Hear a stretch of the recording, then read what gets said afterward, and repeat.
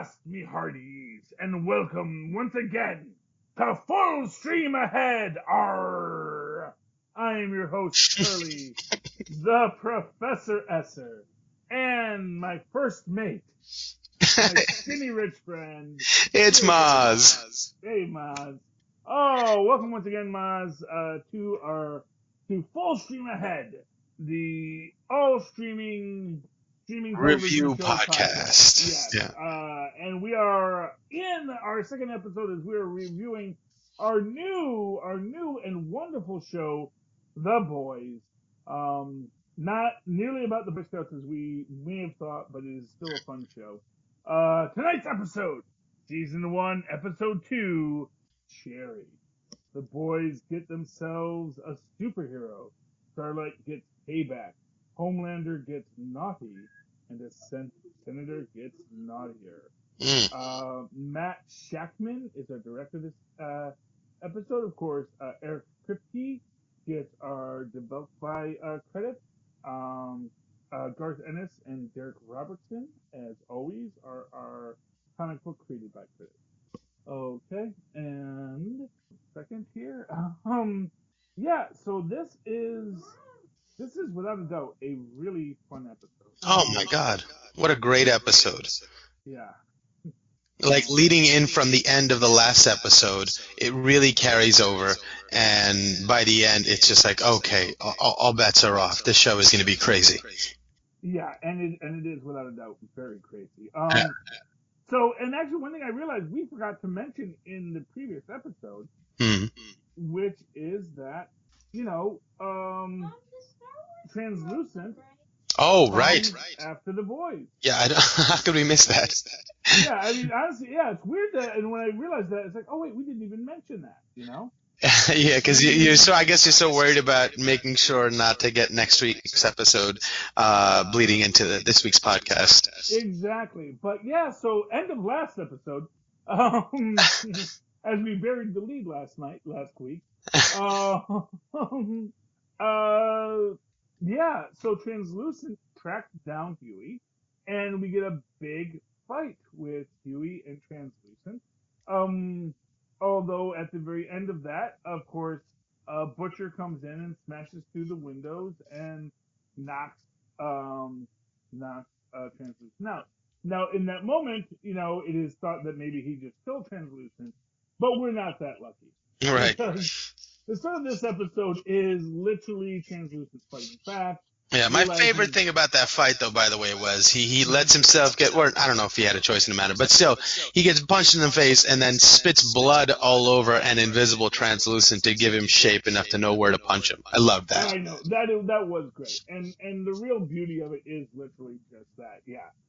Translucent, his power is based on, he's a guy who leans on his power, And that's the thing is, he leans on his power because his power is great. But of course, the minute that power gets threatened, it completely falls apart. Yeah, like who are you without the suit? Exactly. Right. And we even see that, Vite itself, they make the mention of, he hasn't tripped our motion detectors or our heat sensors, meaning that he's not really invisible. He's not hard to detect if you just know where to look. Right. Because he's still giving off heat. He's still moving around. There are still lots of ways to detect this guy. Right. Although, sadly, they forget that later on in this episode. But they do beat him up, and of course, Huey's the one who figures out, his skin is a natural conductor. If I electrocute him, we'll have an advantage over him. And so he does, and so they do. And so they have him knocked out, and then we go and find our new character. One of my favorites this episode is Frenchie. Mm-hmm. Frenchie is just so much fun. In this episode, this is his first on-screen appearance. The great Tomer Capon, or Capon, however you pronounce that, is here, and he is honestly brilliant as Frenchie, and really you get this, and I love this idea of as Carl Urban, Billy Butcher goes to him, because, and I get the feeling and he makes this point in this episode about killing superheroes Hmm. because he has killed superheroes in the past, but he makes this point like and he says, you can count on one hand the number of superheroes who've been killed. Yeah. But I guess maybe there are these outstanding bounties on these superheroes, because obviously there are criminals who do not like these people interfering with their business. Right. And because without anything else, he tells them this is double what I owe you if we kill this superhero. So, So somebody has paid Butcher to kill these, and Frenchie is also an assassin, I guess, right? well, I'm not sure. I don't know. I don't think anyone has paid them yet. That's the idea. I get Right. the So that's feeling. what I'm trying to figure out. When he says, it's like this will be worth twice as much, has somebody paid him to take out, Well, somebody from the seven? I think the idea is that there is a standing bounty. We Ah, make the mention about Lamplighter, how he is retired, but we never see what happened. right. And the idea that someone took out Lamplighter, and maybe it was Frenchie, or maybe it was Billy. We don't know yet. Hmm. But the idea is that someone's gonna foot the bill when these guys get taken out because these are people that have made enemies. Obviously, they did. One way or another, they're all gonna make enemies. And it is an interesting aspect of this. It is an interesting question on all of this. Who is going to make that payment? But for right now, no one seems to be that worried about it. Yeah. But they have taken him. They have him locked up in a cage. They realize that he's very susceptible to electricity, so they do set up the the electric field fence.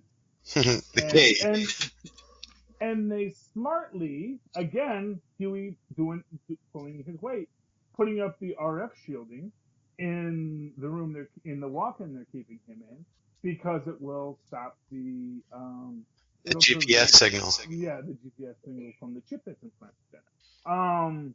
And then we get a really nice mix between that box episode and then everything else that's going on. We get, of course, Starlight is in this. And actually, I think it was last episode. I don't even think it was this episode where Huey meets Starlight, but in her secret identity. Yeah. And they actually have that connection. And again, one of these interesting things because, of course, it's not like Starlight wears a mask, but the contextual awareness of people, he doesn't recognize who she is. Right. And I think that's an interesting aspect of this about contextual awareness. That's an interesting argument about Clark Kent and Superman. It's not so much that no one thinks that Clark Kent doesn't look like Superman. It's just that it's contextual awareness. Right. You see Clark Kent every day. You don't see Superman every day. That they both look a lot alike. Yeah, you can make the argument that they're the same person, but it's like anytime someone tries to tell you that, that Paul is actually this other guy, Paul McCartney was replaced by this other Paul, and they show you the picture comparisons and say, Right. it's two different people. It's almost kind of like when you see an impersonation or an impersonator, a professional impersonator of a celebrity. You can always tell it's not them. It looks almost exactly like them. So if someone, can make a logical case in their own mind that this isn't that person, they'll end up finding little details that they convince themselves aren't or are disqualifiers for that person being Superman. Exactly. So I think that's a wonderful little side aspect of that. Yeah. So, yeah, but in this case, and also at the end of that episode, we got the senator who was demanding more money from Voight, encountering Homelander in the air outside of his jet with his kid in it. We forgot a lot of stuff last episode. Yeah. Sorry, fans. So yeah, because we do these sort of as a back-to-back, and you're never quite sure what happened in what episode and what happened in this episode. One of us should probably write notes down. Yeah, that's true. See, me and Mozz, we come from an old improv class. We actually met doing improv, so we're all always on the fly. Give us a place and an object, an occupation, and the first line and the last line, and all the middle lines. Yes, we're gonna make it into a play. No, but yeah. So yes, and that was actually a very interesting aspect, and that's where we actually get the first suggestion of compound disease. But we also get, and this is an interesting mystery, is that Starlight actually um, said that she was born with her power. Well, so now I was thinking compound V could be one of two things. Either it's something that gives somebody their powers, or it, dampens them to the point where Voight can control them. It could be, So they're finding out all these supers, getting them here, and saying, "Hey, in order to be stable, or blah blah blah, or whatever, you got to take this." And Compound V keeps people in line, or keeps superheroes from going supernova, or whatever. Something like that. I don't know. It could yeah. be. It could be. It could be. I personally, my actual, and I don't know if this is the case yet, but like my fan theory, and this is probably a silly fan theory because it's probably like no, that's well established in the comic books, but I don't know if they didn't read the comic books. Hmm. I actually think it's going to come out that Homelander is actually Starlight's father. Hmm. Hmm. Because we do see that this guy, because this guy's traveled around and all this kind of stuff. We don't see who Starlight's father is. Right. And somehow she has supreme strength. She can fly. She's got all the same powers, except instead of laser eyes, she has just laser body. Right. Well, strobe Starlight body. can't fly, can she? I thought she could fly. Didn't we see her fly at some point? I don't know. I don't recall. She's got a cape. I always assume people with capes can fly. If you have a cape and you can't fly, you don't need a cape, dude. It's Right. So yeah, that's my take on that. But I thought we saw her fly, but I could be mistaken. Maybe I'm completely wrong on that. No, I'm not sure. But well, yeah, I guess we'll see. Yeah. But of course, the senator, he's asking for money, and he makes his deal. But then Homelander makes the choice that, oh well, you can't. And this again is sort of like, what are you going to do if the superheroes decide they don't want to play by the rules? Because he doesn't play by the rules. She had made it the boss here, who I'm trying to find her on the list here, because I'm not seeing her name.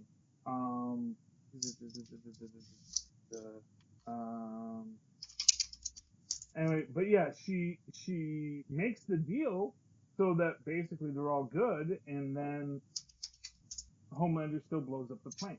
Yeah. And it's just like, dude, and of course when the Deep finds the wreckage, he covers for Homelander, but Homelander doesn't like him talking out of turn regardless. Well, I mean, I think Homelander's point of view is you shouldn't have said anything, especially if you saw signs that it was me. Are you not afraid of me? Have I not made this clear to you? Yes.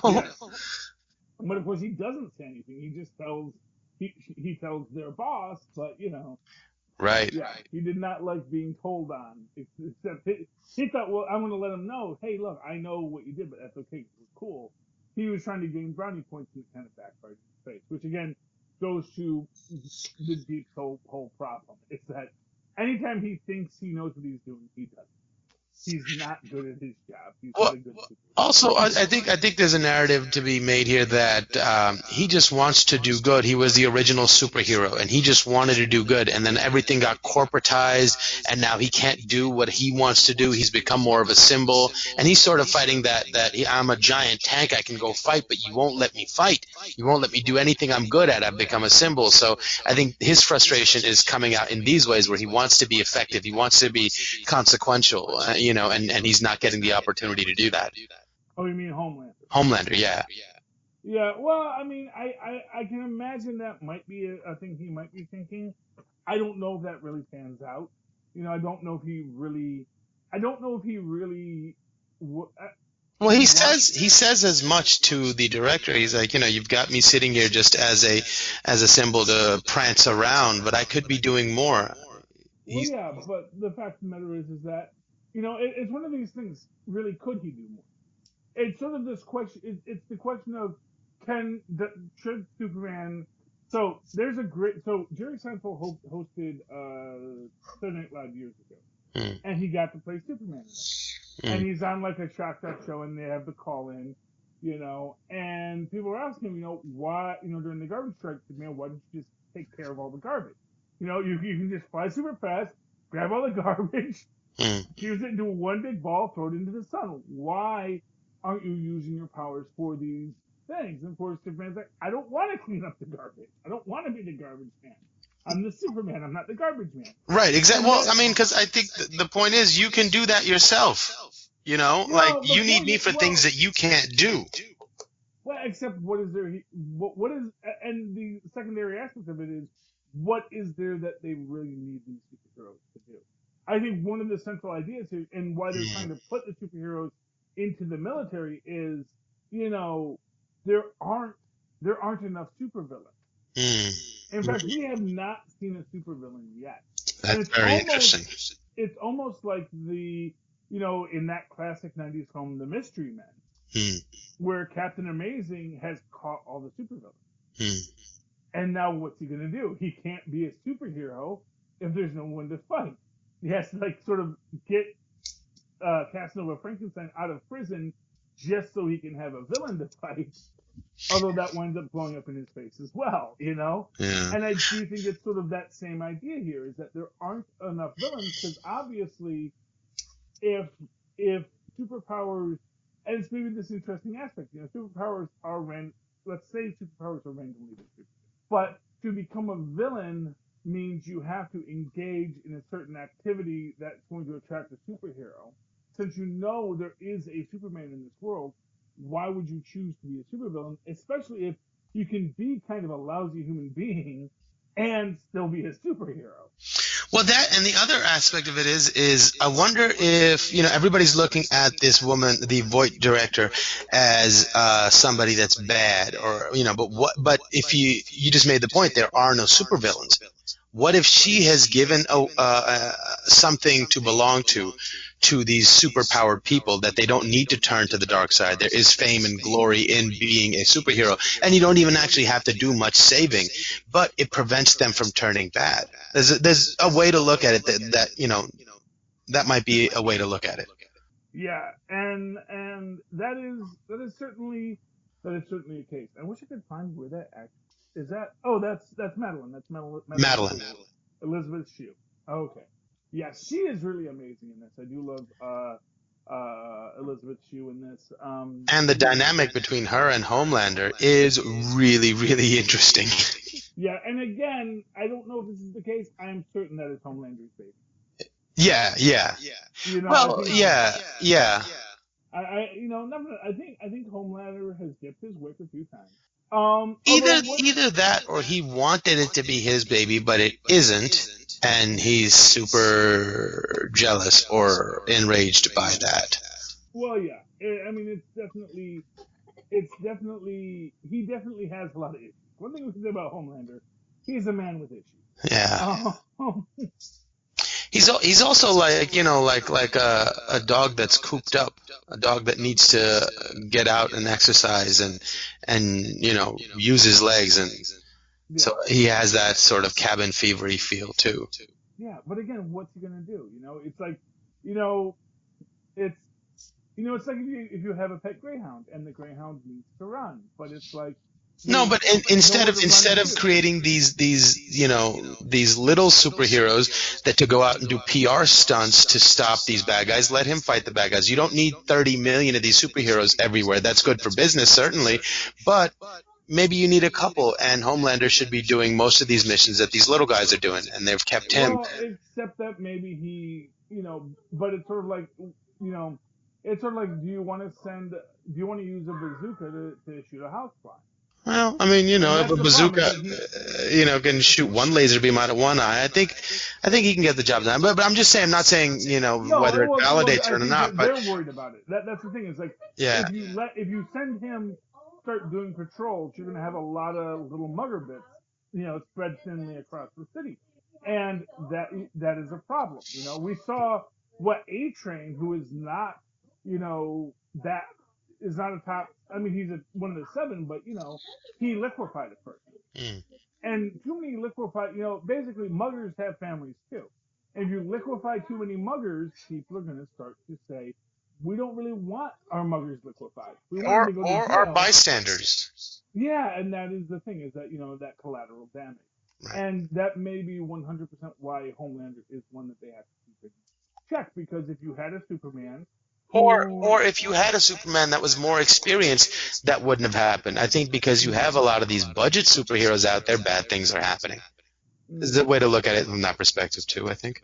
Well, I don't know. I don't. I'm basically. I don't want. I'm not putting my trust in Well, no, Homelander. I'm not saying that that anyone should, but just that I can see sort of where he's coming from, and as far from a manager's perspective, they're not using him well because you've got to, if Yeah. he's one of your biggest assets and one of your potentially biggest liabilities, you need to approach that with a very deft hand and understand, what he wants and that he's happy and satisfied, so that you can keep the company running as it should. I don't think they're paying enough attention to what he needs out of the situation, and they're ignoring a certain part that is getting ready Yeah. to explode. And I think that is. I think that is definitely an aspect of it. Is that yeah, he is definitely not being coddled the way he needs to be, which is Not why say he's just coddled, or but no, like no, no, no. I think used effectively. there is. Used effectively. Well, no, I think it's coddled. I'm not going to say use because there's nothing. They don't have a dark side. They don't have a dark side for him to fight, and without a dark side for him to fight, he is effectively useless. Being Superman is useless if there isn't a Superman level threat. If you are, one of the reasons the Fantastic Four are always going to the microverse or the macroverse or the negative zone is because really, if they just hung around the planet too much, they would do too much damage. Mm, Because you can't, because you'd be the Hulk. mm, No matter how much the Hulk wants to be left alone, he's going to damage things mm, because he is too powerful for most situations. You can have a Daredevil or even a Luke Cage wandering around, but even Luke Cage is going to bump into things and break stuff. And then you're going to put like a Superman wandering the streets. Yeah, he needs a dark side. He needs a Lex Luthor who at least is constantly fighting against him to raise his game. The problem is that they don't want a little Lex Luthor. That's the thing is they don't want to let there's not a Homelander, there's not an evil Homelander out there to challenge him. So in that case, you're right. Yes, he's not being challenged. But what is their solution? There's not an easy solution to that question because if you just have him chasing after like at the dock workers, bringing in the counterfeit counterfeit merchandise, people are gonna die horribly. Yeah, I Um, don't know that that's necessarily true. I think he can modulate his strength and his abilities to meet the demand of the situation.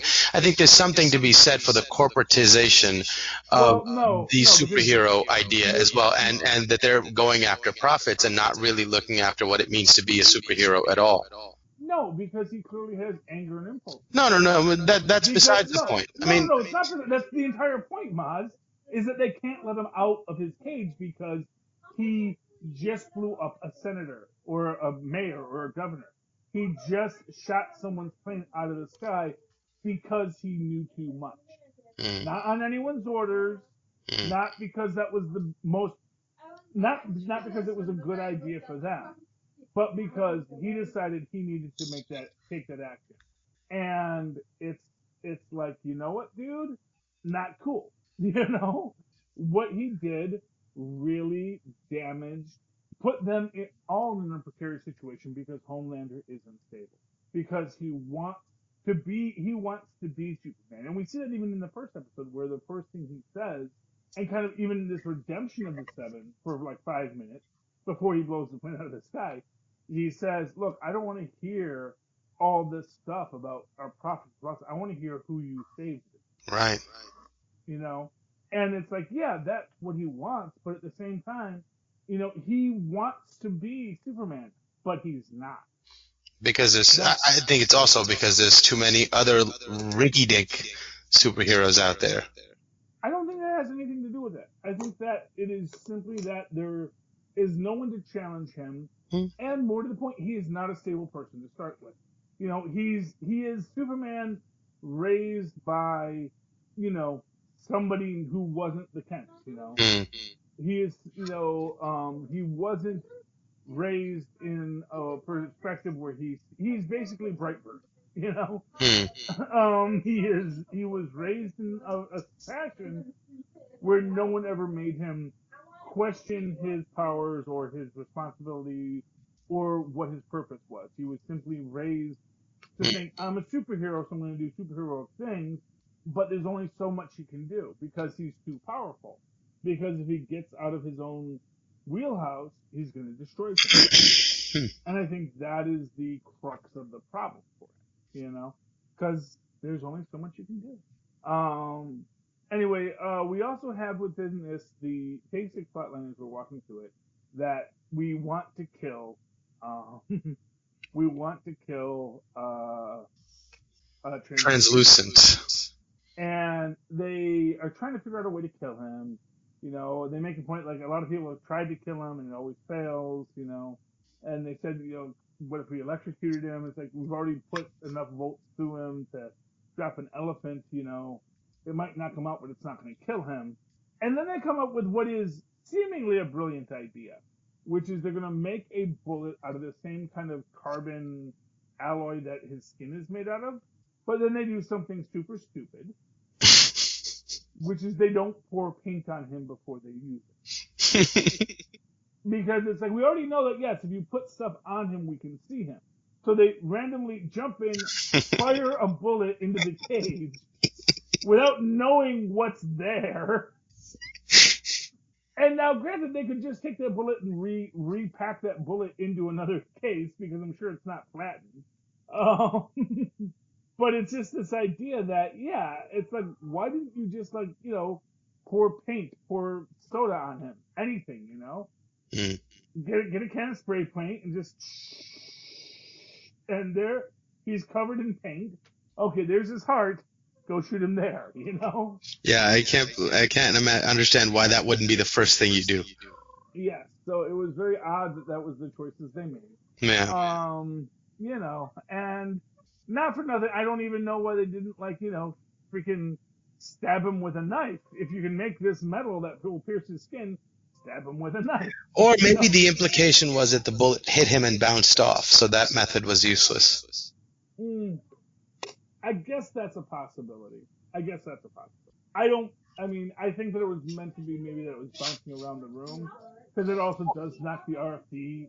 Well, yeah, I mean, it could have bounced off of him and off of around the room, Yeah. I mean, so maybe that's the thing. But even still, wouldn't you want to make sure that you could see where he was hurt?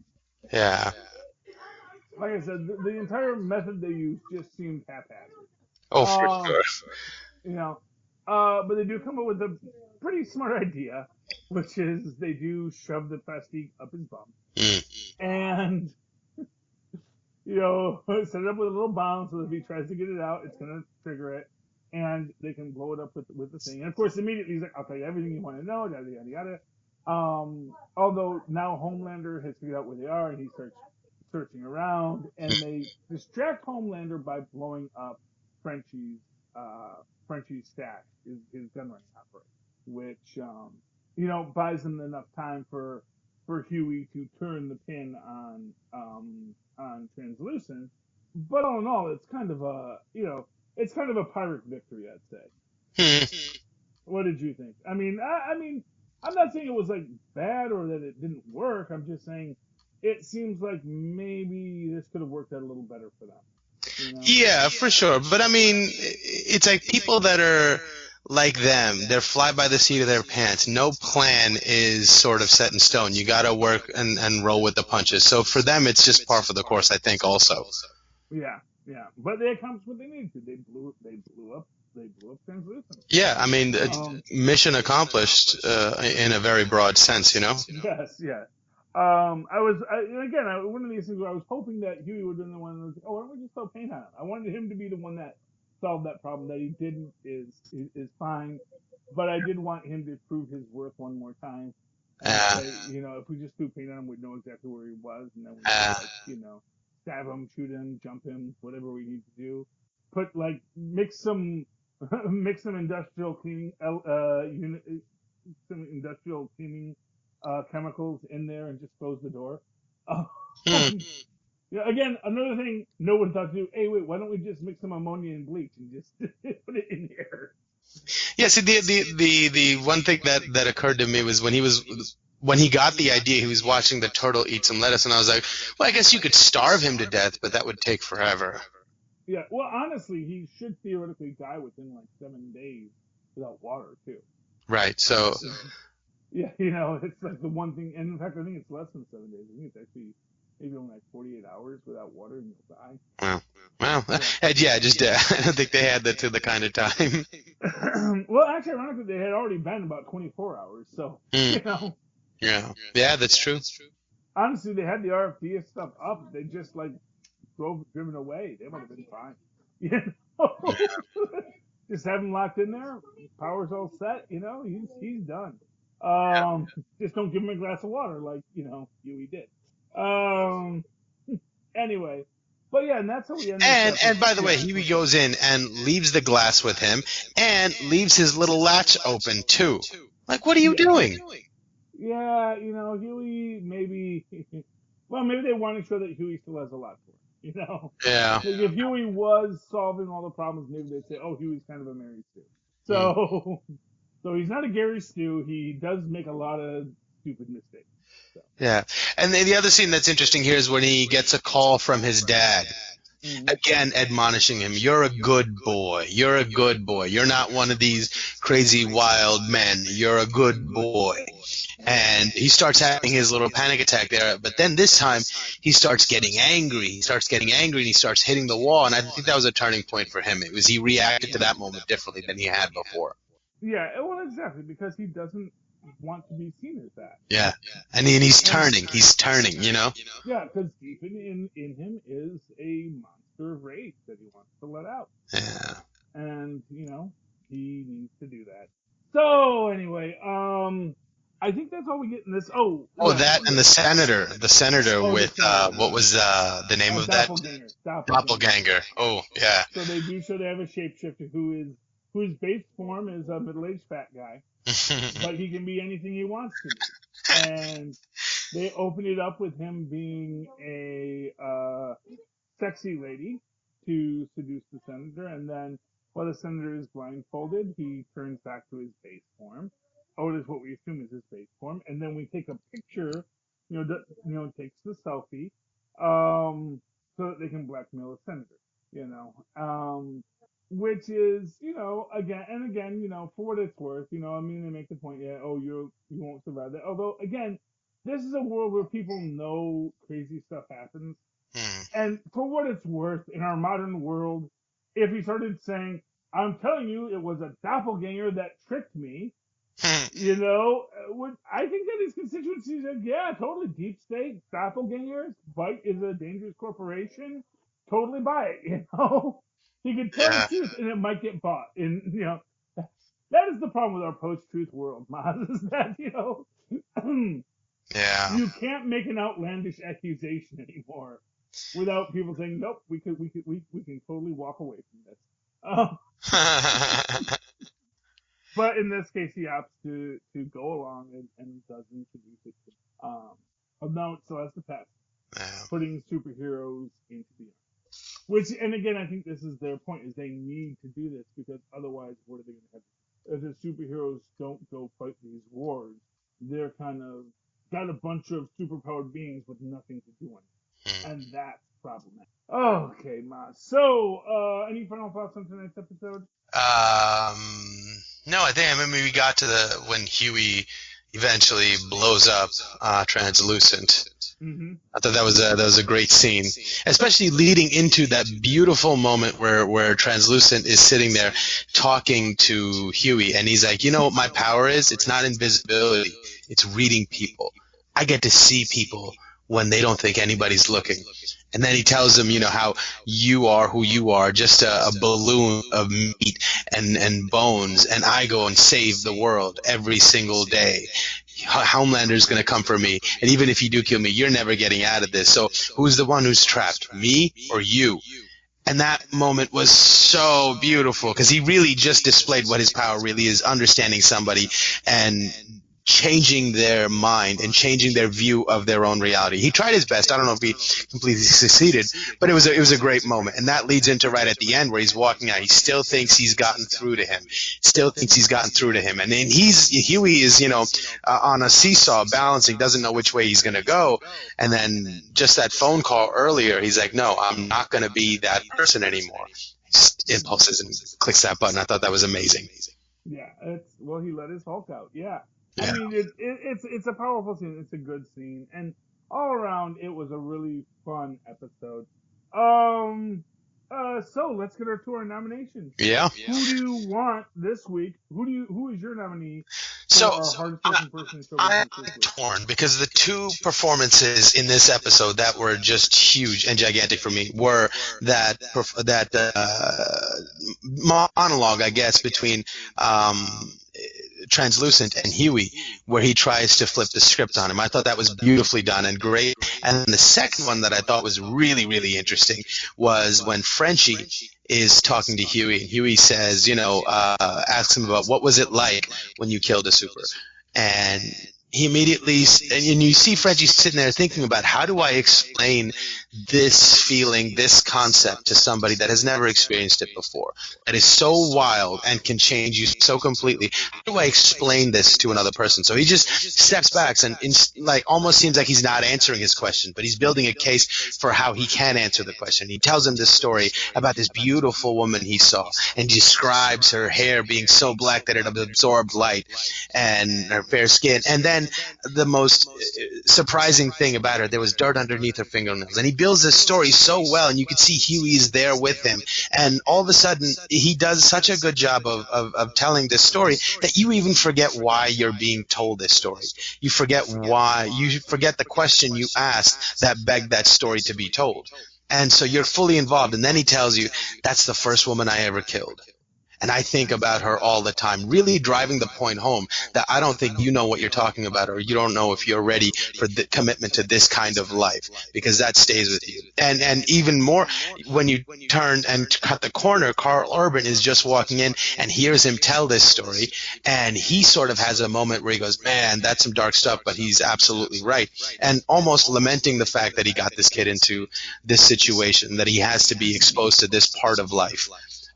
Those two, Frenchie in that moment and Translucent in the other moment. I'm not sure which one I want to give it to. I think I'm going to lean towards Frenchie, though. Yeah, Frenchie definitely is a powerful character in this, and this is one of his many. I mean, I think Frenchie's gonna have a lot. Frenchie has a lot of great scenes throughout this character. I'm actually gonna go a little bit of a different way this week. I'm gonna give my hardest working woman in show business award to Colby Minfie, who plays Ashley Barrett, who is Starlight's handler.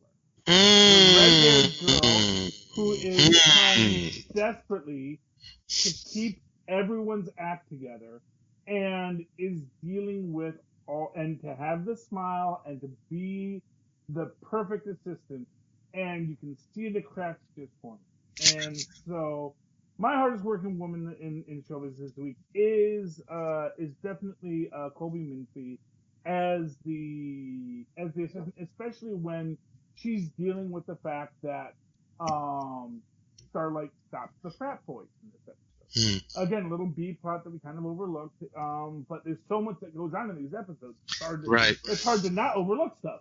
But yeah. You know what I loved about her character too? In that moment, I remarked to myself when she comes in and admonishes Starlight for that whole scenario, it's almost like it's really not that big a deal, but as someone who's a handler, she knows that this is an opportunity to teach her a lesson or an opportunity to build a boundary, to build this person's perception of what's expected of them.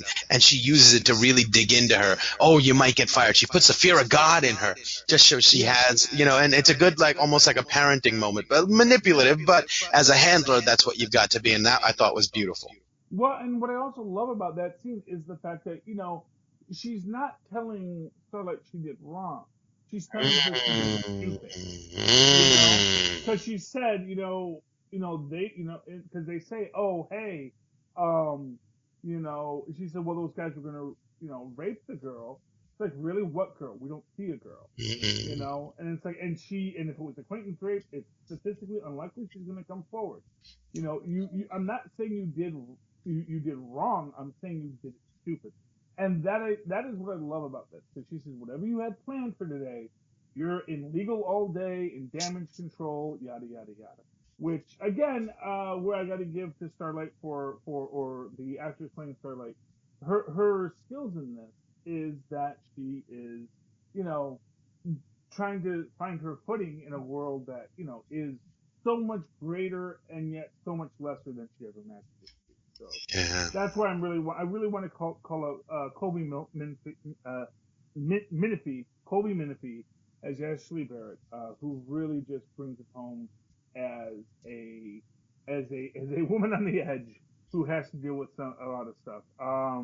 And then I do want to also give a best supporting this week to Elizabeth Shue's Madeline Stillwell. Which Yeah. is, her calling out Homelander, and that's what I love about her. It's like she is not afraid of any of these because it is this, and it's almost like this idea that she's not afraid of them, and why it's not immediately clear. Now we have this idea of that there's something with Compound V, but what that really means, we don't know. But we know that if any of these people step to her, I get the feeling that Vite it's called Vite, right? Or is it Vought? Voight? It's Vought. Vought, yeah. Yeah, Voight's the actor. Vite Right. is Ozymandias. Vought is this one. Right.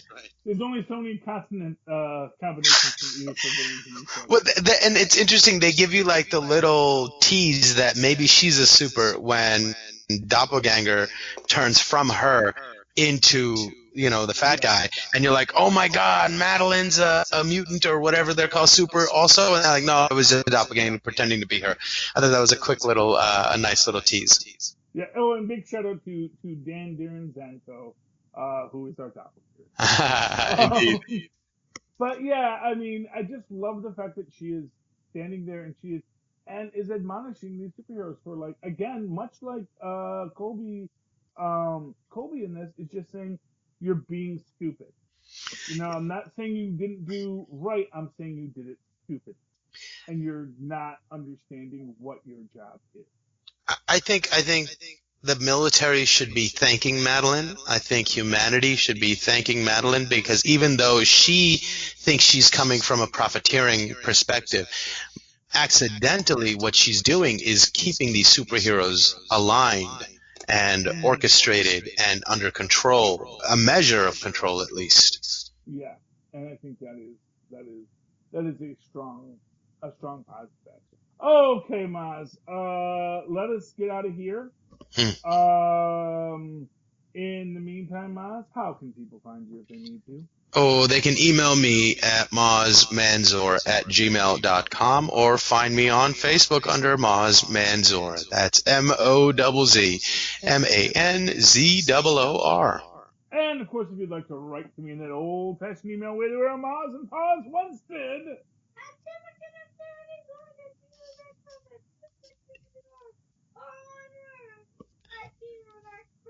Yes, and I don't know if you guys can hear Tristan there. Yes, that was awesome.